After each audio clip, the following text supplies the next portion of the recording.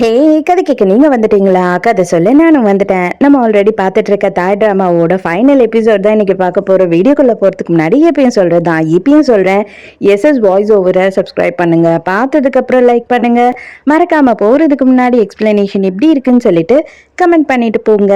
இந்த எபிசோட் எதில் ஸ்டார்ட் பண்ணுறோம் அப்படின்னு பார்த்தா, நம்ம ஹீரோவும் ஹீரோயினும் போகிற வழியில் அவனுங்க வந்து யாருன்னா வந்தாங்கன்னா அவங்களுக்கு தெரியணும் அப்படின்றதுக்காக நிறைய ட்ராப் எல்லாம் செட் பண்ணி வச்சிருக்கானுங்க.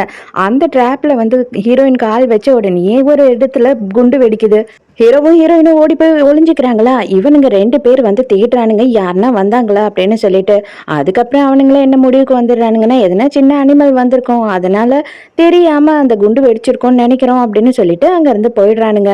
இவங்க 2 பேரும் நடந்து போய் அந்த கூடாரத்தை கண்டுபிடிச்சிடுறாங்க. அப்ப ஹீரோயின் கூடாரத்துக்குள்ள என்ன இருக்கு அப்படின்னு எட்டி பார்த்துக்கிட்டு இருக்கும் போது ஒருத்தன் கண்ணோட வரான். பேக் சைட்ல இருந்து வந்து ஹீரோ அவனை அட்டாக் பண்ணிடுறான். அந்த ஒரே ஒரு ஆளை அங்க கட்டி போட்டுட்டு இவங்க 2 பேரும் உள்ள போய் செக் பண்றாங்க. அப்ப பார்த்தா அங்க நிறைய ஆயுதம்லாம் இருக்கு. அது மட்டும் இல்லாம அங்க ஒரு மேப் இருக்கு. என்ன மேப் அப்படின்னா, இவங்க எந்த ரூட் வழியா இந்த கள்ளக்கடத்தலாம் பண்றாங்க அப்படின்றதுக்கான மேப் தான் அங்க இருக்கு. அதை ஹீரோவும் ஹீரோயினும் எடுத்துக்கிறாங்க. இவங்க உள்ள இருக்கும் போதே வந்துட்டு அந்த கேங்ஸ்டர் அங்க வந்துடுறான். இப்பதான் ஹீரோவும் ஹீரோயினும் இவன் தான் இது எல்லாத்துக்கும் காரணம் அப்படின்றதே வந்து தெரிய வருது. இவனுங்க இப்பதான் டேபிள் எல்லாம் செக் பண்ணும்போது இந்த மேப்பை காணும் அப்படின்னு சொல்லிட்டு தெரிய வருது. தெரிஞ்ச உடனே வந்து இந்த மாதிரி குண்டு வேற வெடிச்சதுன்னு ஒண்ணு சுத்தி சுத்தி யாருன்னா இருக்காங்களா அப்படின்னு தேடுறாங்க. ஆனா அதுக்குள்ளேயே ஹீரோவும் ஹீரோயினும் அங்க இருந்து எஸ்கேப் ஆயிடுறாங்க. காட்டுக்குள்ள போயிட்டு அவங்க ஆளுங்கள்லாம் தேட சொல்லிட்டு இந்த கேங்ஸ்டரும் அவனோட அசிஸ்டன்டும் என்ன பண்றாங்கன்னா, காரை எடுத்துக்கிட்டு போறாங்க. ரோட் சைட்ல யாருன்னா இருக்காங்களா அப்படின்னு பாப்போன்னு. கரெக்டா அந்த டைம்க்கு ஹீரோவும் ஹீரோயினும் வேற ரோட் சைடுக்கு வராங்களா. இவங்க கண்ணில் மாட்டிக்கிறாங்க. உடனே சரி ஓகே, நம்ம கேஷுவலா ரியாக்ட் பண்ணுவோம், நம்ம பிக்னிக் வந்தோம்னு சொல்லிடுவோம் அப்படின்னு சொல்லிட்டு இவங்க 2 பேரும் முடிவுக்கு வராங்க. என்னோட ஆபீஸ்ல திருட்டு போயிடுச்சு, உன் பேக்கை கூட நான் செக் பண்ணணும் அப்படின்னு சொல்லி ஹீரோயினோட பேக் எல்லாம் வாங்கி செக் பண்றாங்க. பார்த்தா அதுல எல்லாமே வந்து ஃபுட் ஐட்டம் தான் இருக்கு. ஏன்னா அவங்க பிக்னிக் வரா மாதிரி தானே வந்தாங்க. அதுக்கப்புறம் இவனுங்களுமே கேஷுவலா சரி இவங்களா இருக்காது அப்படின்னு நினைச்சுக்கிறானுங்க.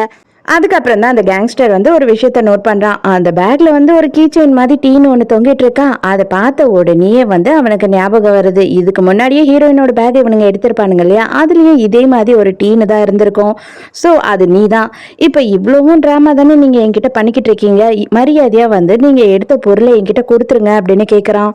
உடனே ஹீரோ என்ன பண்றான் அப்படின்னு பார்த்தா, அந்த ஆளை பிடிச்சி ஒரு தள்ளிட்டு வேக வேகமா ஹீரோயினை கூட்டிட்டு அங்க இருந்து ஓட ஆரம்பிக்கிறான். ஆனா ஹீரோ என்ன சொல்றான் அப்படின்னா, ஹீரோயினை கூட்டிட்டு போயிட்டு ஒரு இடத்துல ஒளிய வச்சுட்டு நீ இங்கேயே எனக்காக வெயிட் பண்ணு, நான் வந்து காடு பூராவும் எப்படியாவது நீங்களை சுத்தி சுத்தி அலைய விட்டுட்டு நான் இந்த இடத்துக்கு வந்துடுறேன், தயவு செஞ்சு வேற எங்கேயும் போயிடாத அப்படின்னு சொல்றான். ஹீரோயினும் ரொம்ப நேரமா வெயிட் பண்ணிட்டு இருக்கா. பார்த்தா ஹீரோ வரவே இல்லை. இவளுக்கு ரொம்ப கஷ்டமாயிடுது. ஐயோ அவனுக்கு எதனா ஆயிருக்குமா அப்படின்னு சொல்லி பயங்கரமா பயப்பட ஆரம்பிச்சிடுறா.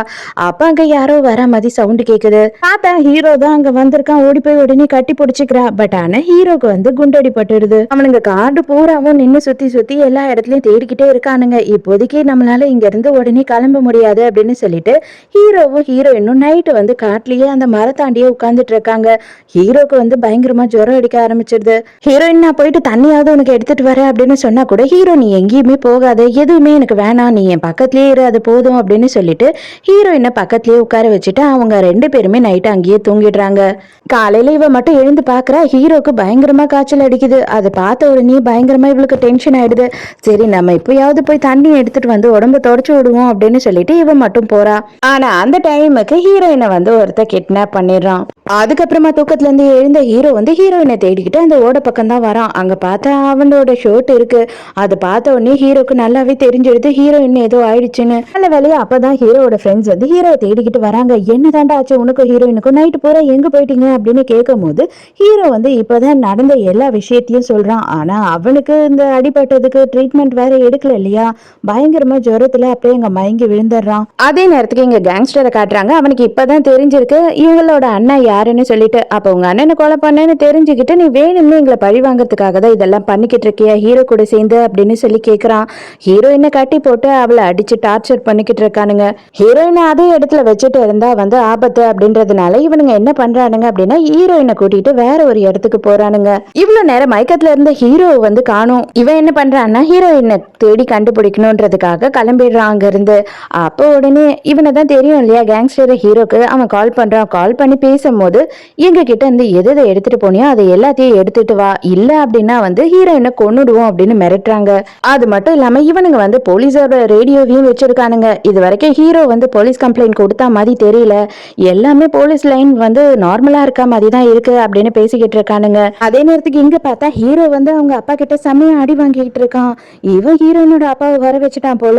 இப்ப இவன் என்ன கேக்குறான் அப்படின்னா, தயவு செஞ்சு எனக்கு ஹெல்ப் பண்ணுங்க, நம்மளால போலீஸ்க்கு டைரக்டா போக முடியாது அப்படின்னு சொல்லும் போது, இதுக்காக தான்டா, இதனாலதான் நான் வந்துட்டு உன்ன மாதிரி ஆளுங்க கிட்ட எல்லாம் வந்து என் பிள்ளைய ஒப்படைக்க கூடாதுன்னு நினைச்சேன். ஆல்ரெடி என் பையனை கொன்னுட்டீங்க, இப்ப என் பொண்ணையும் கொல்றதுக்கு ரெடி ஆயிட்டீங்களா அப்படின்னு சொல்லிட்டு பயங்கரமா இவர் கத்திக்கிட்டு இருக்காரு. அப்ப ஹீரோ உடனே முட்டி போட்டு கெஞ்சிரான், தயவு செஞ்சு எனக்கு இந்த ஒரே ஒரு சான்ஸ் கொடுங்க, நான் அவளை வந்து என் உயிரை கொடுத்தாவது காப்பாத்தணும்னு நினைக்கிறேன், நான் சொல்றதை மட்டும் நீங்க கேளுங்க, அதுக்கு மட்டும் எனக்கு ஹெல்ப் பண்ணீங்கன்னா போதும், அவளை நல்லபடியா நம்ம காப்பாத்திடலாம் அப்படின்னு சொல்றான். அடுத்த சீன்லயே பார்த்தா ஹீரோ மட்டும் நைட்டு அவங்களோட இடத்துக்கு போறான். நான் மட்டும்தான் இங்க வந்திருக்கேன், நான் போலீஸ்க்கும் சொல்லல அப்படின்னு சொல்லும் போது, எங்க கிட்ட வந்து எடுத்துட்டு போன பொருள் எங்க அப்படின்னு கேக்குறாங்க. ஹீரோவும் அந்த மேப் எல்லாம் கொடுத்த உடனே ஹீரோயினை கூட்டிட்டு வந்து விட்டுறானுங்க. அதுக்கப்புறமும் இவனுங்க சும்மா இருப்பானுங்களா, இதை நீங்க கொடுத்துட்டீங்க அப்படின்னா உங்க 2 பேரும் உயிரோட விட்டுருவனா என்ன, எங்களோட எல்லா சீக்கிரட்டும் உங்களுக்கு தெரிஞ்சிடுச்சு, நீங்க உயிரோட இங்க இருந்து போக முடியாது அப்படின்னு சொல்றாங்க. அப்ப பார்த்தா போலீஸ் எல்லாம் வந்து சுத்தி வளைச்சிடுறாங்க. அதுக்கப்புறம் தான் வந்து என்ன பண்ணாங்க அப்படின்னு பார்த்தா, நம்ம ஹீரோ வந்து ஹீரோயினோட அப்பாவோட ஹெல்ப்போட எந்த ஒரு கம்ப்ளைண்டும் கொடுக்காம அவரோட இன்ஃபுளுன்ஸை யூஸ் பண்ணி இங்க போலீஸ் எல்லாம் வர வச்சிருக்காரு. இதுக்கப்புறம் உன்னோட வாழ்நாள்ல நீ வெளியில வர முடியாதுடா, என் பிள்ளையும் கொண்டுட்ட, என் பொண்ணையும் இந்த அளவுக்கு கஷ்டப்படுத்திட்ட அப்படின்னு சொல்லிட்டு அவங்க அப்பா வந்து செம்மையா இந்த கேங்ஸ்டரை திட்டிக்கிட்டு இருக்காரு. அப்ப இவன் என்ன பண்றான்னா, இந்த போலீஸை பிடிச்ச ஒரு தள்ளிட்டு கன்னை எடுத்து ஹீரோயினை சுட பாக்குறான்.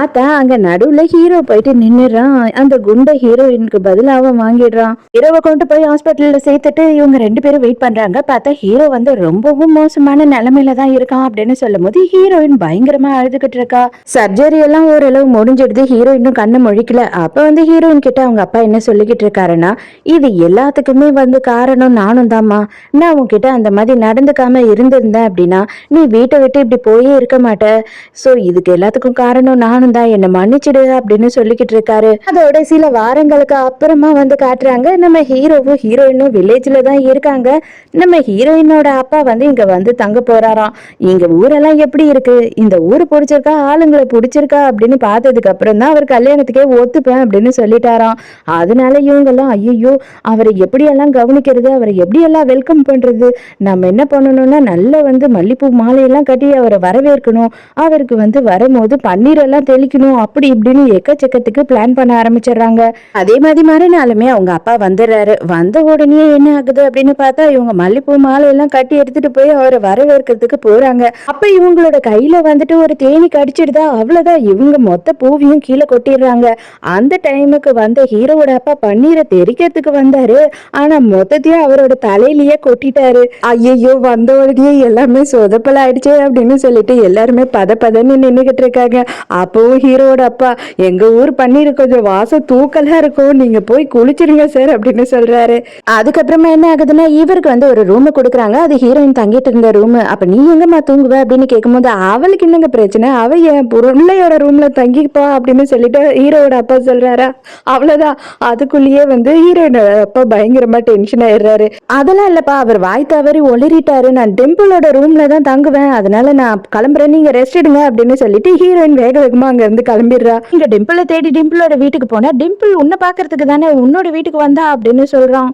இவ என்ன பண்ணிக்கிட்டு இருக்கா அப்படின்னு பார்த்தா, இப்பவும் நான் விட மாட்டேன், இவளை பழி வாங்காம இவளை எப்படியாவது நான் ஊரை விட்டு துரத்திட்டேன்னு வச்சுக்கோ, ஏன் கொஞ்ச நாள்ல ஹீரோ ஃபீல் பண்ணிக்கிட்டு இருப்பான், அதுக்கப்புறம் சரியாயிடுவான், எனக்கு கண்டிப்பா வந்து ஓகே சொல்லிடுவான் அப்படின்னு பிளான் பண்றா.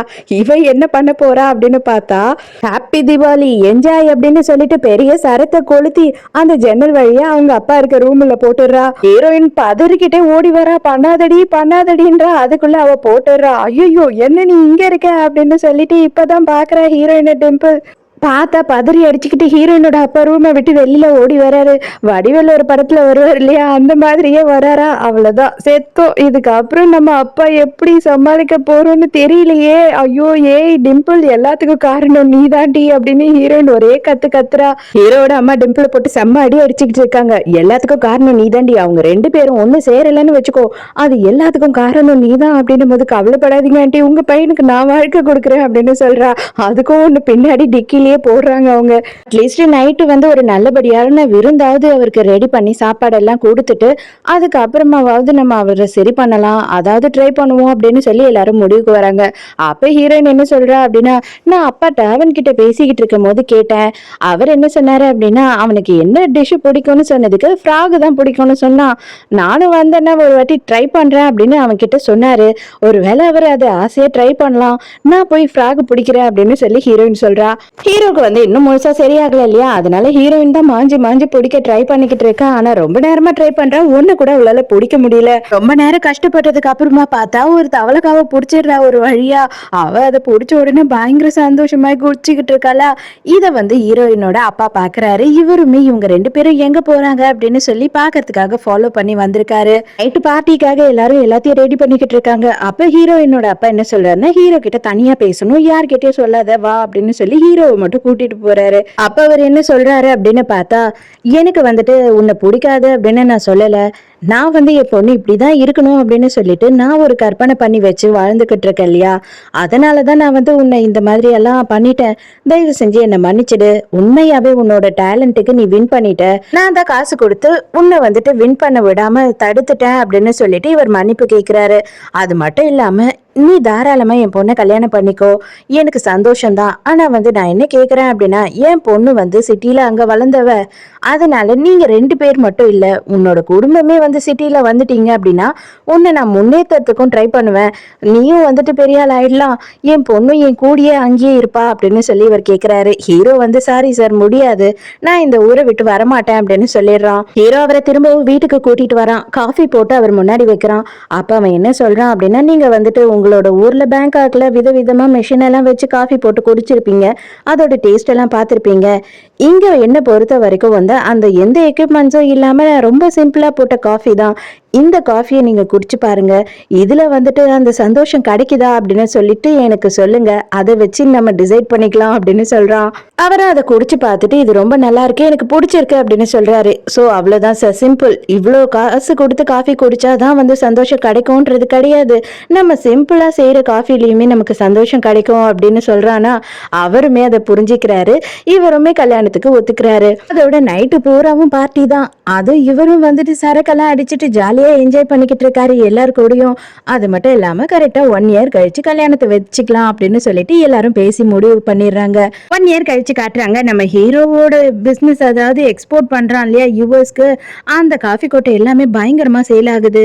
மறுபடியும் 2 மடங்கு வந்து உற்பத்தியை அதிகம் பண்ண சொல்லி சொல்றாங்க.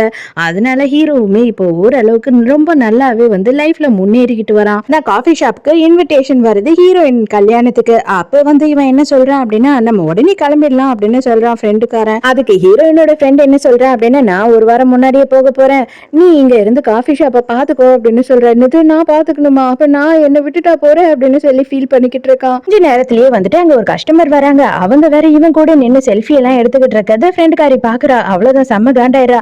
இங்க உன்னை விட்டுட்டு போனா நீ இங்க நூல்கண்டு வியாபாரம் தான் நடத்துவ, காஃபி வியாபாரம் பண்ண மாட்டேன் அப்படின்னு சொல்லிட்டு இவனையுமே இழுத்துட்டு கிளம்பிடுறா. ஏன்னா நாளும் வந்துடுது. நம்ம ஹீரோயினோட அப்பா அம்மாவும் வந்து குடும்பத்தோட வந்துடுறாங்க ஊருக்கு. அப்ப வந்து ஹீரோயினோட அப்பா என்ன சொல்றாரு அப்படின்னா, வெக்கேஷன் லீவ் வந்துருச்சு, பசங்க 2 பேரையுமே நீங்களே பாத்துக்கோங்க, லீவுக்கு அவங்க மொத்தமும் இங்கேயே இருக்கட்டும் அப்படின்னு சொல்றாரு. அதை கேட்ட உடனே இவங்களுக்கு பயங்கர சந்தோஷமாயிடுது. டிம்பிளை பார்த்தா கல்யாண பொண்ணுக்கே டஃப் கொடுக்குற மாதிரி வந்து நின்னுக்கிட்டு இருக்கா. என்னமா நீ கல்யாண பொண்ணு மாதிரி வந்து நிக்கிற அப்படின்னா, கொஞ்ச நேரத்துல ஹீரோவோட மனசு மாறிடுச்சு அப்படின்னா, நான் நடுவுல போய் மேடையில உட்கார்ந்துருவேன் அப்படின்னு சொல்றா. ஹீரோவோட வீட்டுக்கு போயிட்டு இருக்கும் போது ஒரு கார் வந்து வேகமா இவளை தள்ளி விட்டுட்டு போயிடுதா. அவ்வளவுதான் செம்ம காண்டாயிரம். அவளோட ட்ரெஸ் எல்லாம் அழுக்காயிடுது. வேற யாரு, நம்ம ஆளு கெவின் தான் அங்க வராரு. எல்லாத்துக்கும் காரணம் நீதான்டா, இது எல்லாத்துக்கும் நீதான் பொறுப்பேத்துக்கணும் அப்படின்னு சொல்லிட்டு பயங்கரமா கத்தும் போது, நான் இதுக்கு என்னன்னு பொறுப்பேத்துக்க முடியும் அப்படின்னு சொல்லி கேக்குறான். என்னை எப்படியாவது இப்பயே கூட்டிட்டு போய் ஒரு புது ட்ரெஸ் வாங்கி கொடு அப்படின்னு கத்துறா. அதாவது 3 தடையை தாண்டி அதுக்கப்புறம் தான் போய் ஹீரோ பொண்ணை கூட்டிட்டு வரணும். அப்ப வந்துட்டு இங்க இங்க வேண்டிய டிம்பிள் எங்கடா அப்படின்னு சொல்லிட்டு எல்லாரும் கத்திக்கிட்டு இருக்காங்க. இன்னும் காணும் அவளை அப்படின்னு. அப்புறம் பார்த்தா செம்ம சூப்பரா ஒரு ட்ரெஸ்ஸை வாங்கி போட்டுக்கிட்டு அவளும் வந்துட்டு அப்படியே போஸ் கொடுத்து நடந்து வரா ஹீரோவோட அப்பா. அவளுக்கு இடுப்பு கிடுப்பு எதுனா சுளுக்கு புடிச்சுக்கிச்சா, இல்லன்னா ஏன் அவ முட்டி சேர்த்தது மாதிரி நடந்து வந்துகிட்டு இருக்கா அப்படின்னு சொல்லி கலாய்க்கிறாரு. இப்ப கூட ஒண்ணும் கெட்டு போல, இத பாரு நான் உனக்காக காத்துக்கிட்டு தான் இருக்கேன், கொஞ்சம் உன் மனசு மாறினா கூட சொல்லிடு, நான் உன்கிட்ட உட்காந்து தாலி கட்டிக்கிறேன் அப்படின்னு சொல்றா. ஹீரோயோட அம்மா புடிச்சு திருவுறாங்க, மரியாதையா நில்லுடி டைம் ஆச்சு அப்படின்னு. பயங்கரமா எல்லாரும் ஹீரோவை செம்மையா டீஸ் பண்றாங்க, எக்ஸசைஸ் பண்ண வைக்கிறாங்க, டான்ஸ் எல்லாம் ஆட வைக்கிறாங்க. அப்பதான் ஹீரோயினை பாக்குறதுக்கு உள்ள விடுவோம் அப்படின்னு சொல்லிட்டு இது எல்லாத்தையும் பண்ணதான் உள்ள விடுவோம் அப்படின்னு ஒரே அட்டகாசம் பண்ணிக்கிட்டு இருக்காங்க. அடையெல்லாம் மீறி ஹீரோ ஒரு வழியா ஹீரோயினை பாக்குறதுக்கு உள்ள போனா ஹீரோயின் அழகா ரெடியா உட்கார்ந்துட்டு இருக்கா.